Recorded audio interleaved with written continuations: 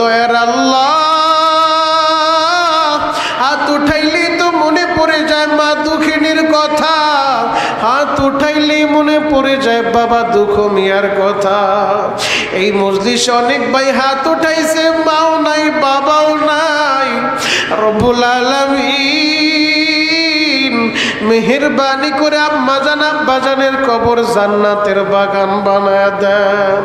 আল্লাহ, আমরা তো সবাই গুনাহগার, আমাদের গুনার দিকে না তাকায় আপনার রহমতের দিকে তাকাইয়া আমাদের সকলের গুনাহগুলো আপনি নেক দ্বারা বদলায়া দেন। আল্লাহ, খাস করে গাজার মুসলমানদেরকে আপনি সাহায্য করেন। আল্লাহ, ফিলিস্তিনের মাজলুমদেরকে আপনি সাহায্য করেন। সারা পৃথিবীর মুসলমানদেরকে সাহায্য করেন। রব্বুল আলামিন, আপনি ছাড়া আমাদের আর কেউ নাই রে আল্লাহ। আল্লাহ, আপনি আমাদের সবাইকে আপনার রহমতের কোলে টাইনা লন। আল্লাহ, মাজলুমদের আত্মচিৎকারে আপনার আকাশ বাতাস বাড়ি হয়ে গেছে রে আল্লাহ। যেই জুলুম ওরা মুসলমানের উপরে করছে আল্লাহ, ওদেরকে আপনি নমরুদের মতো ফাইনাল করে দেন। ও দয়ার আল্লাহ, সারা পৃথিবীর মাজলুমদেরকে সাহায্য করেন আল্লাহ। ওই গাজার মুসলমানদের চিৎকার সহ্য হয় না আল্লাহ। নাবালেগ বাচ্চাদের হাজারি আপনি ছাড়া দেখার মতো কেউ নাই আল্লাহ। খাবারের অভাবে বাচ্চাগুলা গাছের পাতা চিবায় চিবায় খায় রে আল্লাহ। ও দয়ার আল্লাহ,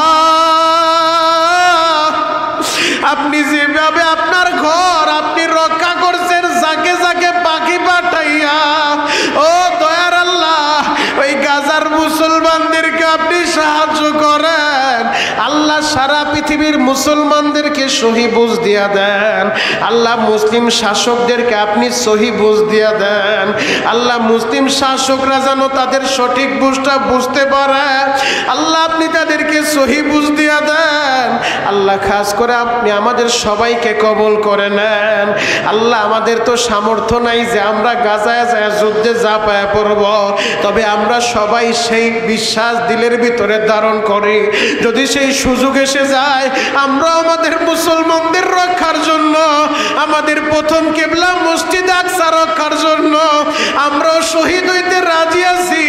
এরপর আল্লাহ আপনার ঘর আপনি রক্ষা করেন আল্লাহ, মুসলমানদেরকে সাহায্য করেন রব্বুল আলামিন।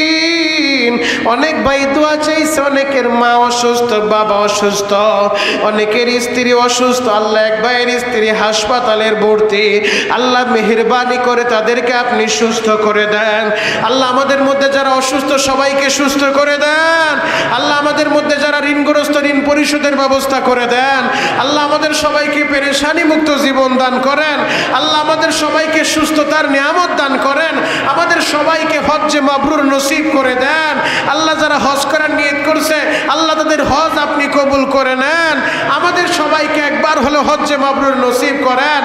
আখিরি দরখাস্ত মালিক, যেই দিন এই দুনিয়া থেকে বিদায় নিয়ে চলে যাব আমাদের দরজায় মালাকুল মউত আজরাইল হাজির হয়ে যাবে। ওই দিন ওই মুহূর্তে আমাদের সকলের জবানে জারি করে দিবেন লা ইলাহা ইল্লাল্লাহু মুহাম্মাদুর রাসূলুল্লাহ। এই পৃথিবীর সর্বপ্রথম ঘর ইন্না আউওয়ালা বাইতি উযিআ লিন-নাস লাল্লাযী বিবাক্কাতা মুবারাকাও ওয়া হুদাল লিল আলামিন। এই পৃথিবীতে সর্বপ্রথম একটা ঘর আল্লাহ বানিয়েছেন মক্কা শহরে, যেই ঘরের নাম খানায়ে কাবা, বাইতুল্লাহ। বাইতুল্লাহ কার ঘর? আরো জোরে বলেন, কার ঘর? আল্লাহর ঘর। পৃথিবীর ইতিহাসে প্রথম ঘর। এই ঘর আল্লাহ পাক রব্বুল আলামিন জাতির পিতা সাইয়েদনা ইব্রাহিম আলাইহিস সালাতু ওয়াস সালামের মাধ্যমে পরবর্তীতে আল্লাহ পাক রব্বুল আলামিন নির্মাণ করিয়েছেন। জাতির পিতা ইব্রাহিম আলাইহিস সালাতু ওয়াস সালাম হেড মিস্ত্রি, তার সহযোগী ছিলেন তার কলিজার টুকরা সন্তান ইসমাইল আলাইহিস সালাতু ওয়াস সালাম। জাতির পিতা ইব্রাহিম আলাইহিস সালাতু ওয়াস সালাম যেই পাথরের উপরে দাঁড়িয়ে খানায়ে কাবা বাইতুল্লাহ নির্মাণ করেছেন, ওই পাথরের উপরে জাতির পিতার পায়ের ছাপ এখনো পর্যন্ত আছে।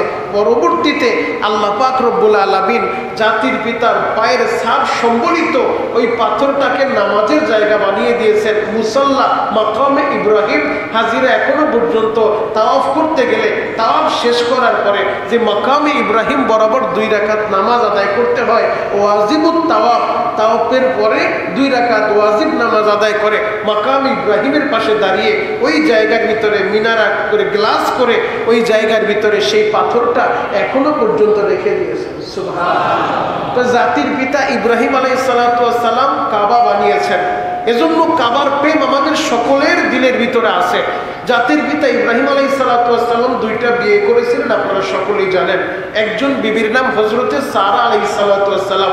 পরবর্তীতে সন্তান হয় না, বিদায় সারা আলাইহিস সালাতু ওয়াস সালামের রিকোয়েস্টে পরবর্তীতে যে বিবাহ করেছেন তার নাম মা হাজের আলাইহিস সালাতু ওয়াস সালাম। হাজের আলাইহিস সালাতু ওয়াস সালামকে খানায় কাবা বাইতুল্লাহর ওই জায়গায় রেখে এসেছিলেন তার পুত্র ইসমাইল সহ। সেই আলোচনা আমরা ইনশাআল্লাহ ধারাবাহিক পরবর্তীতে করব।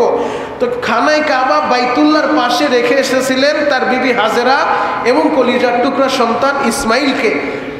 জাতির পিতা ইব্রাহিম আলাইহিস সালাতু ওয়াস সালাম ফিলিস্তিনে বসবাস করতেন, ফিলিস্তিনে তিনি থাকতেন। ফিলিস্তিন থেকে তিনি বাক্কা শহরে রেখে এসেছিলেন তার বিবি এবং সন্তানকে। ওই জায়গায় আল্লাহর অর্ডারে ওই জায়গায় তিনি কাবাঘর বানাইছেন।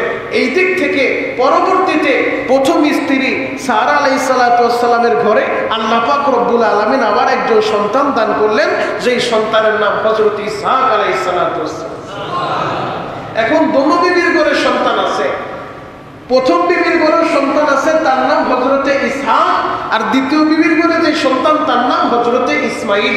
ইসহাক আলাইহিস সালাতু ওয়াস সালামের শিকলে এই ধারাবাহিকতায় তার বংশের ভিতরে তার নসবের ভিতরে আল্লাহ পাক রব্বুল আলামিন লক্ষ লক্ষ নবী পাঠিয়েছেন। আর জোরে বলেন। আর ইসমাইল আলাইহিস সালাতু ওয়াস সালামের বংশে পরবর্তীতে আল্লাহ পাক রব্বুল আলামিন একজন নবী পাঠিয়েছেন, তিনি হলেন ইমামুল মুরসালিন, খাতামুন নবিয়্যিন, দুজাহানের বাদশা জনাবে মুহাম্মদুর রাসূলুল্লাহ সাল্লাল্লাহু আলাইহি ওয়াসাল্লাম। তো জাতির পিতা ইব্রাহিম আলাইহিস সালাতু ওয়াস সালাম তিনি আবুল আম্বিয়া, নবীদেরও বাবা। তিনি শুধু মুসলিম জাতির পিতা না, তিনি নবীদেরও পিতা। কারণ মাত্র কয়েকজন নবী বাদে অধিকাংশ নবী ইব্রাহিম আলাইহিস সালাতু ওয়াস সালামের বংশে আসছে। এক সন্তান ইসহাক আলাইহিস সালাতু ওয়াস সালাম, তার সন্তান ইয়াকুব আলাইহিস সালাতু ওয়াস সালাম, তার সন্তান হযরত ইউসুফ আলাইহিস সালাতু ওয়াস সালাম। ধারাবাহিকভাবে এই বংশের ভিতরে এই সিরিয়ালের ভিতরে আল্লাহ পাক রব্বুল আলামিন হাজার হাজার নবী পাঠিয়েছেন। আর ইসমাইল আলাইহিস সালাতু ওয়াস সালামের বংশে একজন নবীকে আল্লাহ বরাদ্দ রেখেছেন, একজন নবীকেই পাঠিয়েছেন, সর্বশ্রেষ্ঠ নবী, আখিরি জামানার পয়গম্বর, খাতামুন নবিয়্যিন, দুজাহানের বাদশা। সুবহানাল্লাহ। তো জাতির পিতা ইব্রাহিম আলাইহিস সালাতু ওয়াস সালাম কাবাঘর বানিয়ে যখন ফিলিস্তিনে আসলেন, আসার পরে সারা আলাইহিস সালাতু ওয়াস সালাম বলতেছেন, আপনি কাবাঘর বানাইছেন, বাইতুল্লাহ বানাইছেন, আল্লাহর ঘর বানাইছেন। ওই বাইতুল্লাহর ইমাম ইসমাইল, ইসমাইলের মা কত ধন্য, তার সন্তান বাইতুল্লাহর ইমাম। আপনি আল্লাহর কাছে বলেন, আপনি তো আল্লাহর খলিল, আপনি আল্লাহর কাছে দোয়া করলে আল্লাহ আপনার দোয়া ফিরায় না। আপনি প্রতিটা দোয়ার আগে আল্লাহর রাস্তায় কোরবানি করেন, আপনার দোয়া আল্লাহ ফিরায় না। আপনি আল্লাহকে বলে এই ফিলিস্তিনের ভিতরেও একটা বাইতুল্লাহ বানান, আল্লাহর একটা ঘর বানান। এরপরে ইব্রাহিম আলাইহিস সালাতু ওয়াস সালাম দোয়া করলেন আল্লাহর অর্ডারে। পরবর্তীতে ফিলিস্তিনে যেই ঘর বানাইলেন ওই ঘরের নামই হলো আকসা। আল্লাহু আকবার। এই মসজিদ আকসা, যে মসজিদের জন্য প্রতিটা মুসলমানের দিনের ভিতরে প্রেম আর ভালোবাসা, বাইতুল্লাহর প্রতি যেমনি ভাবে ইমানদারের ভালোবাসা, আর মসজিদ আকসার প্রতিও প্রতিটা ইমানদারের দিলের ভিতরে ভালোবাসা। আমাদের প্রতিটা মুসলমানের দিলের ভিতরে বাইতুল্লাহর প্রতি যেমন প্রেম আছে, মসজিদে নববীর প্রতি যেমন প্রেম আছে, মসজিদে আকসার প্রতিও প্রতিটা মুসলমানের, সারা পৃথিবীর মুসলমানের প্রেম আর ভালোবাসা আছে। কেন বলে এই ঘরটাও যিনি বানিয়েছেন তিনিও আমাদের পিতা হযরত ইব্রাহিম আলাইহিস সালাতু ওয়াস সালাম। খানায়ে কাবা বাইতুল্লাহ, বাইতুল্লাহ যিনি বানিয়েছেন তিনিও আমাদের পিতা ইব্রাহিম আলাইহিস সালাতু ওয়াস সালাম। এই হিসেবে প্রতিটা মুসলমান বাইতুল্লাহকে যেমন মহব্বত করে, মসজিদে আকসাকেও মহব্বত করে। শুধু তাই না, এই মসজিদ আকসা, যেই মসজিদ ফিলিস্তিনের চতুর্দিকে, ফিলিস্তিনের ভিতরে হাজার হাজার নবী আল্লাহ পাঠিয়েছেন। আল্লাহ পাক রব্বুল আলামিন কোরআনের ভিতরে যত মানুষের আলোচনা করেছেন এর ভিতরে সবচেয়ে বেশি আলোচনা করেছেন বনি ইসরাইলের। এই বনি ইসরাইল কারা?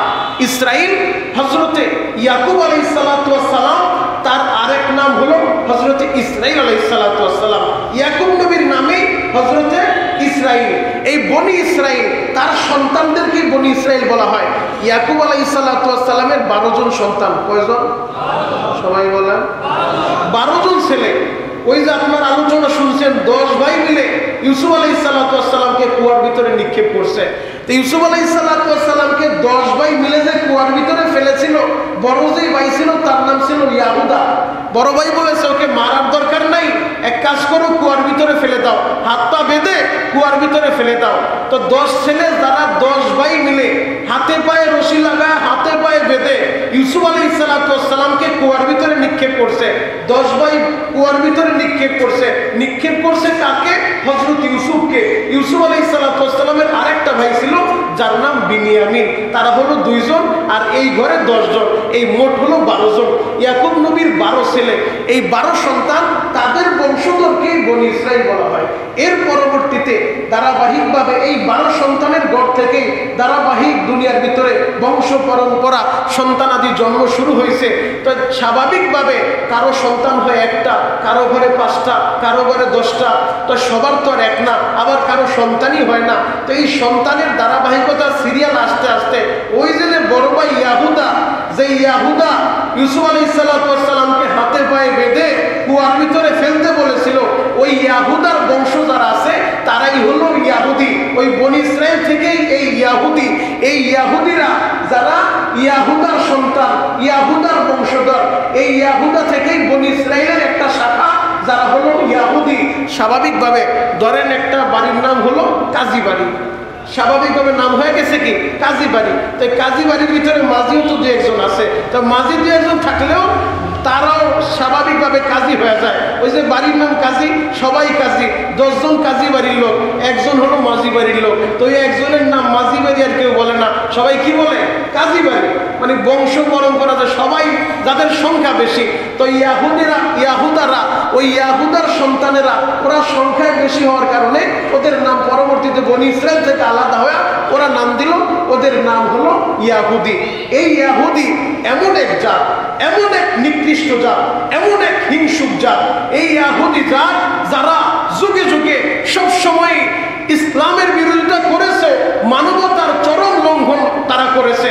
তাদের মতো হিংসুক জাত এই পৃথিবীতে আর নাই। আল্লাহ নবী সাল্লাল্লাহু আলাইহি ওয়াসাল্লাম হিজরত করে মক্কা ছেড়ে মদিনায় গিয়েছেন। মদিনায় যাওয়ার পরে নবীজি সেখান থেকে 3টা ইয়াহুদি বংশকে মদিনা থেকে তাড়িয়ে দিয়েছিলেন। যেই 3টা ইয়াহুদি বংশ সবচেয়ে বেশি নবীজিকে কষ্ট দিত। পরবর্তীতে তাদেরকে মদিনা থেকে বের করে দিলেন। এই 3 বংশের লোকেরা, এই 3 ইয়াহুদির জাতেরা, এরা মদিনা থেকে বের হওয়ার পরে খায়বারে আশ্রয় নিল। খায়বারে আশ্রয় নেওয়ার পরেও নবীজি সেই জায়গাও খায়বারের জিহাদে নবীজি তাদেরকে খায়বার থেকেও পরাজিত করলেন, খায়বার থেকেও তাড়িয়ে দিলেন। সর্বশেষ আমিরুল মুমিনিন হযরতে ওমর রাদিয়াল্লাহু তাআলা আনহুর জামানায় ইসলামের ভিতরে মুসলিম জাহানের 2য় খলিফা যিনি ছিলেন, 4টা খেলাফত মুসলমানের প্রসিদ্ধ ছিল। একটা হলো খেলাফতে রাশেদা, 4 খলিফার শাসনামল, সেটা হলো খেলাফতে রাশেদা। যেই মুসলিম জাহানের 2য় খলিফা হযরতে ওমর, তিনি তার শাসন আমলে ওমর আইন জারি করে দিলেন যে আমাদের এই এরিয়ার ভিতরে, আমাদের এই মক্কার ভূখণ্ডে যতটুকু এরিয়া নিয়ে ইসলামী শাসন পরিপূর্ণ কায়েম হয়ে গেছে, এর ভিতরে কোনো ইয়াহুদি বসবাস করতে পারবে না। জাজিরাতুল আরব থেকে ইয়াহুদিদেরকে বের করে দাও। এই ইয়াহুদিদেরকে হযরত ওমরের জামানায় ধরে ধরে তাদেরকে জাজিরাতুল আরব থেকে বের করে দিলেন। এরপরে ইয়াহুদিরা যাযাবরের মতো ইউরোপের বিভিন্ন দেশের ভিতরে যে আশ্রয় নিল। পরবর্তীতে ইসলামী খেলাফতের যখন সর্বশেষ খলিফা হযরতে উসমান, তুর্কিদের শাসনামল 1909 হিজরি, এই তুর্কিদের শাসনামলের সময় সর্বশেষ যখন ইসলামের শাসন বিলুপ্ত হয়ে গেল, ওসমানী শাসন যেটাকে বলা হয় ওসমানী খেলাফত, তুর্কিদের শাসন, এই বিলুপ্ত হওয়ার পরে পরবর্তীতে ইউরোপ থেকে নতুন করে সেকুলারিজম একটা আইন তারা চালু করে দিল। সেকুলারিজমের টোপ তারা ফেললো যে পালন করতে পারবে, এতে কোনো অসুবিধা নেই। এই সেকুলারিজম যখন চালু হলো, ধর্ম নিরপেক্ষতা ইউরোপ থেকে, এরপরেই এই সেকুলারিজম চালু হওয়ার পরেই এই ইয়াহুদির বংশরা তারা গিয়ে সেই জায়গায় আশ্রয় নিল।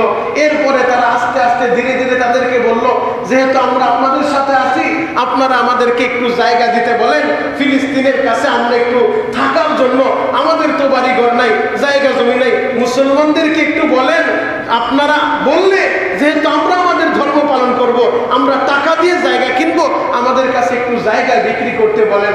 পরবর্তীতে তাদের আদেশে এই ফিলিস্তিন আইসা আস্তে আস্তে যাযাবরের মতো তারা জায়গা ক্রয় করা শুরু করলো। যেমন আমাদের দেশে রোহিঙ্গারা, যে রোহিঙ্গাদেরকে তাদের দেশ থেকে তাড়িয়ে দিয়েছে, আমাদের দেশে আমরা আশ্রয় দিয়েছি। এখন এই রোহিঙ্গারা যদি বলে বাংলাদেশি বাঙালি যারা আছো তোমরা বের হও, এদেশ আমাদের, এটাকে আপনারা মেনে নেবেন? আরো জোরে বলেন। এটা কেউ মেনে নেবে না। এটা আমাদের বাধ্যতার ভূমি, আমাদের জন্মভূমি।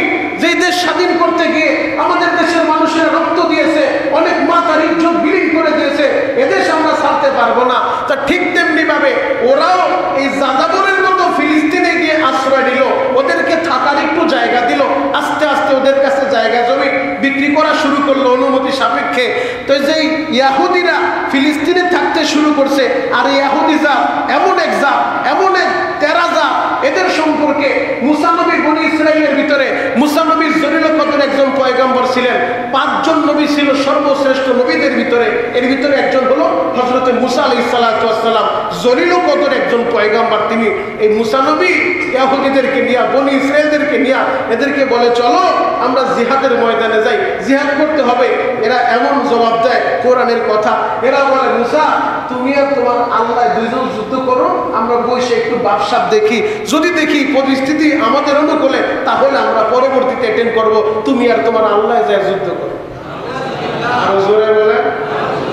এরা এমন তারা জাতি, এরা এমন তারা জাতি। শুধু তাই না, এদেরকে যখন আল্লাহ পাক রব্বুল আলামিন অনেক সম্পত্তি দিল, টাকা পয়সা দিল, তখন তারা বলা শুরু করছে যে আমরা হলাম ধনী, আল্লাহ হলো ফকির। আরো জোরে বলে। এরা নিজেদেরকে কি দাবি করে? ধনী। যে আমরা হলাম ধনী, আল্লাহ হলো ফকির। এই কথা যখন শুরু করছে, আল্লাহ আবার তাদের অভাব দেওয়া শুরু করছে। এমন অভাব দিছে, ভিক্ষার ঝুলি হাতে ধরাই দিছে। এখন তাদেরকে জিজ্ঞেস করা হয়, কি হলো, তোমরা তো এখন ফকির হয়ে গেলা, ভিক্ষার ঝুলি হাতে ধরাই দিছে। বলে, আল্লাহ তার তো আর সামর্থ্য নাই, সে দিবে কোত্থেকে, তার হাত ছোট হয়ে গেছে, এজন্য তার আর দেওয়ার সামর্থ্য নাই। মানে যাই করে তাই উল্টাটা, এরা পুরাটাই উল্টা জাতি। এদেরকে কখনো সঠিক বুঝ দিতে পারবেন না। আল্লাহ একবার আদেশ দিয়েছে, মুসা বনী ইসরাইলদেরকে বলে একটা গরু কোরবানি করার জন্য। তো এখন মুসা নবী বলছে, আল্লাহ তোমাদেরকে একটা গাভী জবাই দিতে বলছে। সূরাতুল বাকারা, যে গরুর নামে একটা সূরা আল্লাহ নাজিল করছে, লম্বা সূরা, এক সূরা। তো মুসা নবী বলছে, আল্লাহ তোমাদেরকে একটা গরু জবাই করতে বলছে।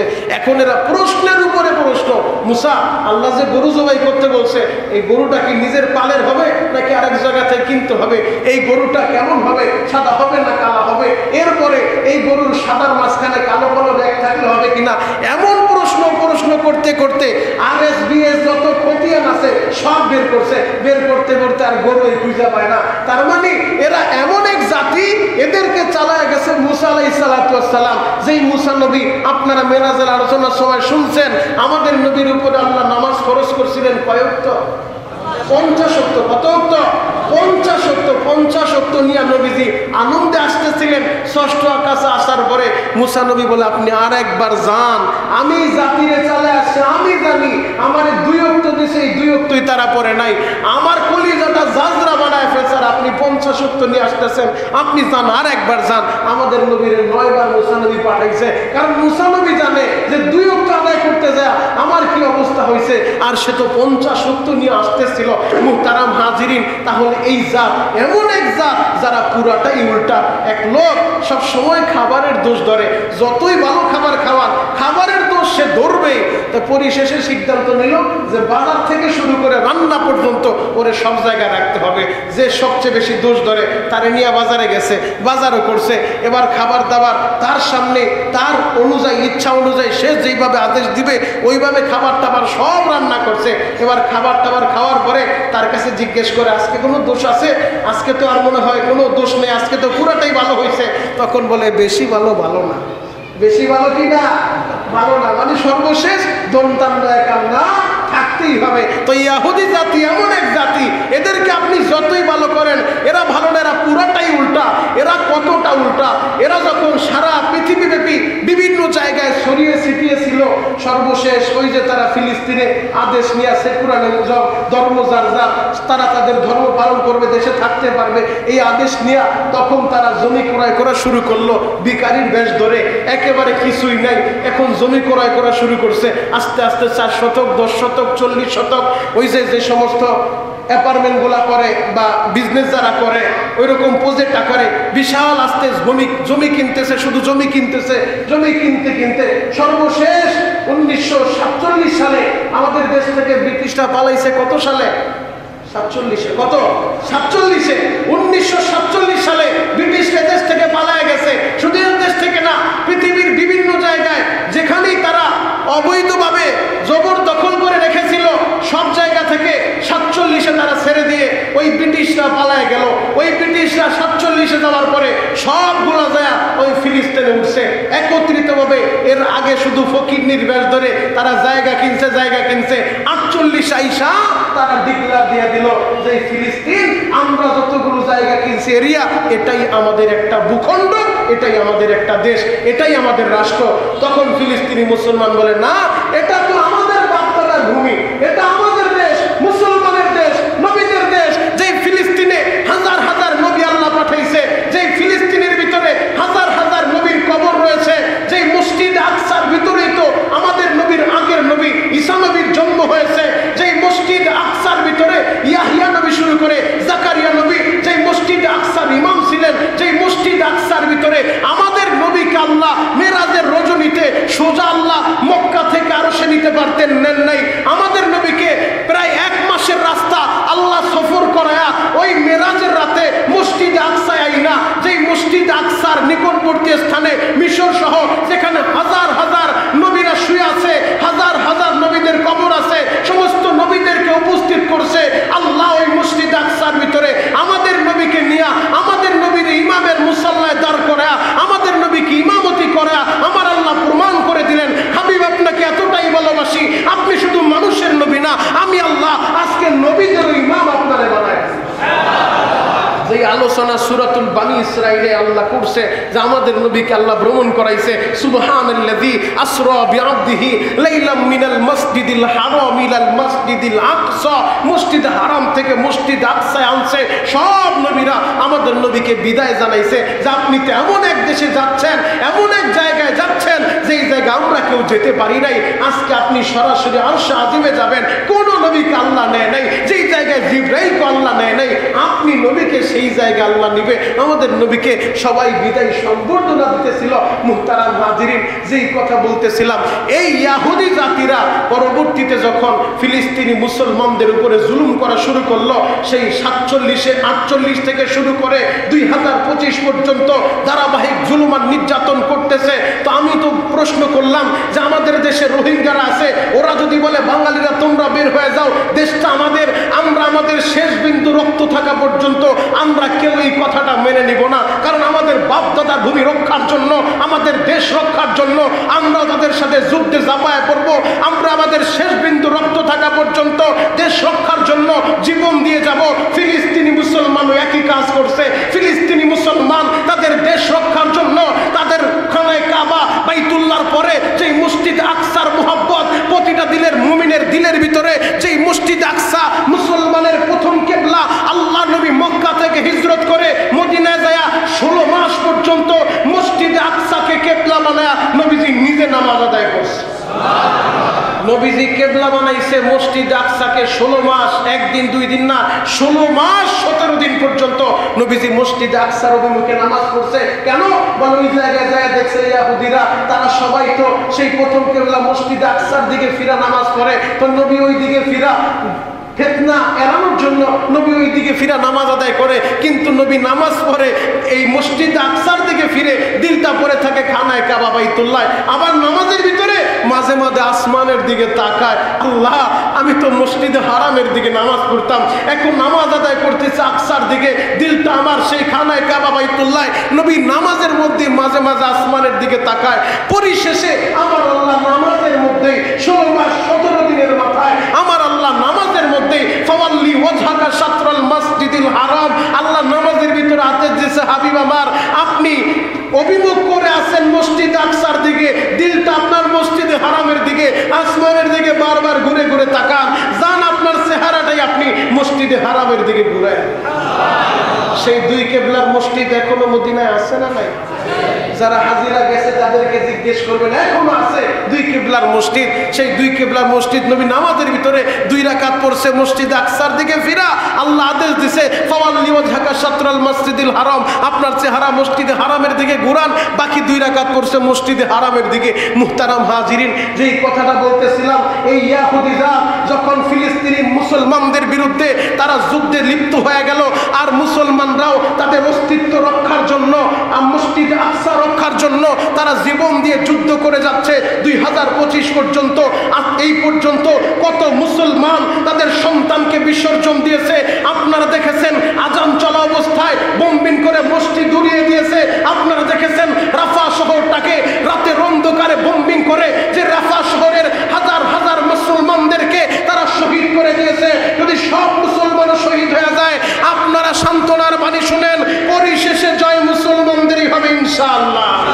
কারণ আল্লাহ নবীর হাদিস, এই ফিলিস্তিন মুসলমানদের দখলে আসবে।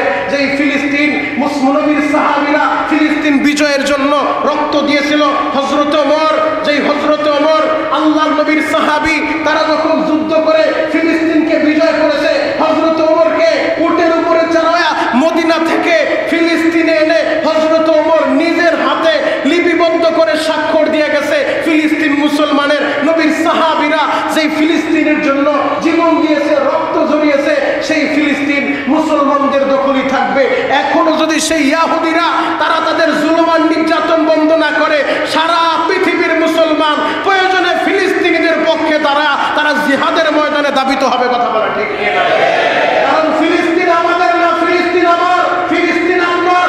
আপনি আপনার সন্তানকে বলে যাবেন ফিলিস্তিন আমার, ফিলিস্তিন আমার, ফিলিস্তিন তোমার। সন্তান যদি ফিলিস্তিনের জন্য আমি জীবন দিতে না পারি, তুমি জীবন দিবে, এরপরও ফিলিস্তিন আমার, ফিলিস্তিন রক্ষা করতে হবে। কথা বলেন ঠিক কিনা? মসজিদে আকসার মোহাব্বত আমাদের দিলের ভিতরে আছে, মসজিদে নববীর মোহাব্বত যেমন আছে, খানায় কাবা বাইতুল্লাহর মোহাব্বত যেমন আছে, মসজিদে আকসার মোহাব্বত প্রতিটা মুমিনের দিলের ভিতরে আছে। মুহতারাম হাজিরিন, এই ইহুদি জাতি তো সেই ইহুদি জাতি, আজকে যদি ওরা শুধু ফিলিস্তিনের একটা এরিয়া নিয়ে যুদ্ধ থাকতো না, কিন্তু ওদের টার্গেট কোনটা আপনারা জানেন? ওদের টার্গেট হলো, যেই আমাদের বাপ-দাদাদেরকে বের করছে মদিনা থেকে, আমরা ফিলিস্তিন থেকে শুরু করে মদিনা পর্যন্ত পুরা ভূখণ্ড আমরা দখল করব। এটা হলো ওদের মূল টার্গেট। ওদের মূল টার্গেট, আমরা তো বলি মদিনাতুর রাসূল, মদিনা শহর হলো নবীর শহর, মদিনা মানে আমার নবীর শহর, আমরা তো এটাই জানি। কিন্তু ওরা বলে না, মদিনা নবীর শহর না, মদিনা ওদের বাপ-দাদার শহর। এজন্য মদিনা থেকে ওরা মদিনা দখল করে মদিনা থেকে আমার রাসূলকে সরিয়ে দিবে। যার চক্রান্ত স্বরূপ বাদশা নুরউদ্দিন জঙ্গির জামানা আপনারা সকলেই জানেন যে ইয়াহুদিরা আমার নবীর দেহ মোবারক চুরি করার জন্য ষড়যন্ত্র করেছিল। কথা বলেন ঠিক? মদিনা থেকে আমার নবীর দেহ মোবারক চুরি করবে, মদিনা থেকে নবীকে বের করে দিবে। মদিনা ওদের বাপ-দাদার, এটা হলো ওদের টার্গেট, যে এই ফিলিস্তিন থেকে শুরু করে একেবারে মদিনা পর্যন্ত পুরা ভূখণ্ড তারা দখল করবে। কিন্তু আল্লাহর নবী বলেছেন, কিয়ামতের আগ মুহূর্তে, কিয়ামতের আগ মুহূর্তে ইমাম মাহদীর আগমন ঘটবে, ঈসা নবীর আগমন ঘটবে, তারা আসবে। এরপরে এদিক থেকে দাজ্জালেরও আবির্ভাব হবে, যে দাজ্জালকে সর্বশেষ করে কিয়ামতের আগ মুহূর্তে সারা পৃথিবীব্যাপী ইসলামী শাসন কায়েম হবে ইনশাআল্লাহ, ইনশাআল্লাহ। তাহলে সেই ফিলিস্তিনের প্রতি মহব্বত রাখার দরকার আছে না নাই? আরো জোরে বলেন, আছে না নাই? আজকে আমরা ইমাম সাহেবেরা, খতিব সাহেবেরা সারা বাংলাদেশ থেকে, সারা পৃথিবী থেকে আপনারা দেখেছেন গাজার মুসলমানদের পক্ষে তারা সমর্থন জানিয়ে গত সপ্তাহে তারা স্কুল কলেজ ভার্সিটি বন্ধ করে রাজপথে সংগ্রাম করেছে। আমরা আমাদের সাধ্য অনুযায়ী এই মুহূর্তে আমাদের সবচেয়ে যেই কাজটা দামি, সেটা হচ্ছে ইসরায়েল কোনো পণ্য কোনো মুসলমান ব্যবহার করতে পারে না। কথা বলেন ঠিক কিনা? ইসরায়েলি পণ্য ব্যবহার করা মুসলমানের জন্য হারাম, কথা বলেন ঠিক কিনা? পেশাব পায়খানা যেমন হারাম, ইসরায়েলি পণ্য মুসলমানের জন্য হারাম, কথা বলেন ঠিক কিনা? তবে এই জায়গায় ভুল বুঝবেন না, প্রস্রাব শরীরে লাগলে তো নাপাক হয়ে যায়, তবে আপনি যে কোকা কোলা শরীরে লাগলে শরীর নাপাক হবে না, ওযু করা লাগবে না, এটা হারাম কেন?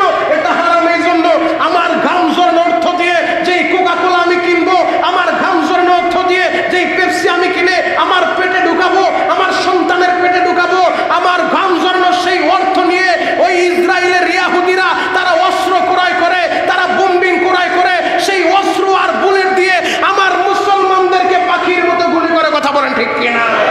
তাহলে আমি মুসলমান, আমার টাকায় অস্ত্র কিনে সেই টাকার অস্ত্র দিয়ে আমার মুসলমানের বুকটাকে যাত্রা করে দিবে।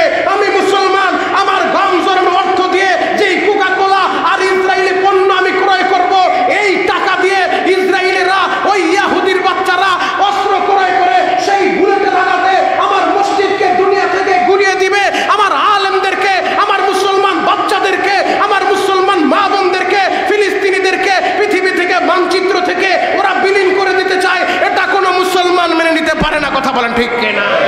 তাহলে আমাদের এক নাম্বার প্রতিবাদ হবে, ইসরায়েলি কোনো পণ্য আমরা ব্যবহার করব না। আরো জোরে বলেন। এর মানে এই না আপনারা বাটা শোরুমে যায় কালকে আক্রমণ করবেন, এর মানে এই না আমি বলবো না যে আপনারা যান কেএফসিতে যে হামলা চালান, আমাদের কদমতলীয় বাটা শোরুম আছে, যান সবাই হামলা চালান, না, এর মানে এই না। প্রতিবাদ হলো আমরা ওদের কোনো পণ্য ক্রয় করব না, এর বিকল্প আমরা ক্রয় করব। বিকল্প প্রতিটা কোম্পানির বিকল্প তো আমার বাংলাদেশে আছে, দেশীয় পণ্য কিনে আপনি ধন্য হন, দেশের মানুষকে সচ্ছল করেন, আপনার দেশের অর্থনৈতিক চাঙ্গাকে আপনি মজবুত করেন। এজন্য বিদেশিদের পণ্য, ওই ইসরায়েলিদের পণ্য আমরা ব্যবহার করা বন্ধ করে দিব। হ্যাঁ, যেই সমস্ত দোকানগুলোর ভিতরে এখনো পর্যন্ত ইসরায়েলি পণ্য তারা বয়কট করে না, এখনো বেশি মুনাফার লাভে, এখনো বেশি অর্থ কামানোর লোভে আমার যে সমস্ত মুসলমানদের দোকানের ভিতরে ইসরায়েলি পণ্য আছে, ওই দোকানগুলোকে আপনারা মার করেন, মার করে মাইকিং করে জানায় দেন অমুক অমুক দোকানের ভিতরে ইসরায়েলি পণ্য বিক্রয় করে, আমরা তাদেরকে বয়কট করলাম, তার দোকান থেকেই কোনো পণ্য আমরা ক্রয় করবো না, কথা বলা ঠিক? তার দোকান ভাঙচুরের দরকার নাই, আপনি টাকা দিয়া, এখন আবার দেখি অনেকে আবেগে, এতই আবেগ করে বাবারে বাবা, টাকা দিয়া পেটিকে পেটি কোকা কোলা কিনে এরপরে ফালায় দেয়। আপনি টাকা খরচ করে কোকা কোলা কিনে এরপরে কোকা কোলা বাথরুমে ঢাইলা আপনি কিসের সাতার প্রতিবাদ করলেন? প্রতিবাদ তো হবে আমার টাকা দিয়ে আর কখনো আমি এই ইসরায়েলি পণ্য কিনবো না, কথা বলেন ঠিক? এটা হবে বড় প্রতিবাদ। টাকা দিয়ে কিনছেন, কিনলে তোরা তো লাভবান হয়েছে, তাহলে আপনি কিসের প্রতিবাদ করলেন? টাকা দিয়ে কিনা এরপরে আবার রাস্তার ভিতরে ফালায় প্রতিবাদ করে, এই প্রতিবাদের দরকার নাই। আমরা টাকা দিয়ে নিজেরাও কিনবো না, কেউ যেন না কিনে তাদের উদ্বুদ্ধ করবো। কোনো ব্যবসায়ী ভাই আমাদের এরিয়ার ভিতরে তারা যদি তাদের দোকানের ভিতরে ইসরায়েলি পণ্য উঠায়, তাদেরকে আমরা বুঝাইবো। এরপরও যদি সোজা আঙ্গুলে ঘৃণা ওঠে, আমরা তাদের নাম ধরে দরকার হলে মাইকিং করে বলে দিব অমুক অমুক দোকানে ইসরায়েলের পণ্য বিক্রয় করে, আপনারা কেউ তাদের দোকানে যাবেন না, কথা বলেন। খারাপ লাগতেছে? আল্লাহ আমাদের সহি বুঝদান করে, সকলে বলেন আমিন।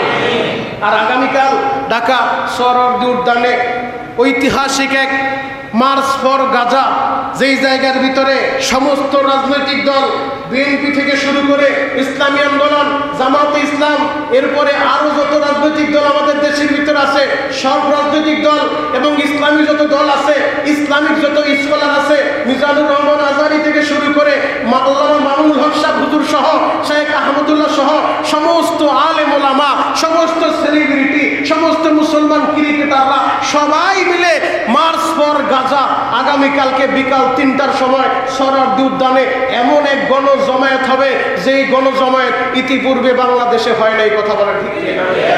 সেই গণজমায়েতে আমি মুসলমান হিসেবে আমার ফিলিস্তিন রক্ষার জন্য আমরা সবাই যে যার অবস্থান থেকে অংশগ্রহণ করবো তো ইনশাআল্লাহ। আর আজকেও জুমার নামাজের পরে বিভিন্ন জায়গায় বিক্ষোভ হবে, মিছিল হবে, তবে আপনারা চোখ কান খোলা রাখবেন। মিছিল করেন ভালো কথা, মিছিল করতে গিয়ে আবার এমন কোনো কাজ ঘটায়েন না যেন যেই কাজের মাধ্যমে আপনি কিসের প্রতিবাদ করবেন, আপনি আরো ক্ষতি করলেন। চুরিয়ার ডাকাতি, অনেক চোর এই সুযোগের ভিতরে ডাকাতি করে, যেটা আপনারা ওই সিলেটের সময় দেখছেন, কথা বলা ঠিক কিনা? সিলেটের মিছিলে বের হয়ে বাটা শোরুমে আক্রমণ করে জুতা চুরি করা শুরু করছে। তারা কিসের সাতার প্রতিবাদ করতে গেছে? আল্লাহ এদেরকে হেদায়েত দান করুক, সকল বলেন আমিন। আরো জোরে বলেন আমিন। আজকেও কদমতলীতে মিছিল হবে, যারা পারেন অংশগ্রহণ করবেন। এর আগেও আমরা চুনকুটিয়াতে আয়োজন করেছিলাম, তো আজকে ইত্তেফাকুল উলামার পক্ষ থেকে কদমতলী আয়োজন করা হয়েছে। আপনারা যারা যারা পারেন ইনশাআল্লাহ সেখানে অংশগ্রহণ করবেন। তবে আগামীকালকে মার্চ ফর গাজা, এই জায়গায় আমি মনে করি এমন এক গণজামায়াত যেটা বিশ্ব দেখবে, সারা বিশ্ব জানতে পারবে যে বাংলাদেশের প্রতিটা মুসলমান ফিলিস্তিন, এক একজন মুসলমান এক একটা ফিলিস্তিন। কথা বলেন ঠিক কিনা? এক একটা মুসলমান এক একটা আকসা। কথা বলেন ঠিক কিনা? ইনশাআল্লাহ আমরা সেই ঐতিহাসিক জামায়াতের ভিতরে আমি নিজে উপস্থিত থাকবো, আপনারা থাকবেন ইনশাআল্লাহ। আল্লাহ পাক রব্বুল আলামিন আমাদের সবাইকে বুঝা আমল করার তৌফিক দান করুক, সকলে বলেন আমিন। এই ইহুদিদের চক্রান্ত নিয়ে সামনে ইনশাআল্লাহ আরো আলোচনা করব, যারা আমার নবীর দেহ মোবারক মদিনা থেকে সরিয়ে ফেলতে চেয়েছিল। বাদশাহ নুরুদ্দিন জঙ্গির জামানায় আমার নবী নিজে 3 বার স্বপ্ন দেখেছে, 3 দিন রাতে বাদশাহ নুরুদ্দিন জঙ্গিকে আল্লাহ হায়াতে বাঁচিয়ে রাখলে আগামী জুমে ইনশাআল্লাহ আলোচনা করব। ওদের মুখোশগুলো উন্মোচন করতে হবে, ওদের সম্পর্কে আমাদের সন্তানদেরও ধারণা থাকতে হবে। কথা বলেন ঠিক কিনা? আল্লাহ পাক রব্বুল আলামিন আমাদের সবাইকে বুঝা আমল করা তৌফিক দান করুন, সকলে বলেন আমিন। দান বক্সগুলো ছেড়ে দেন, সকলে বেশি বেশি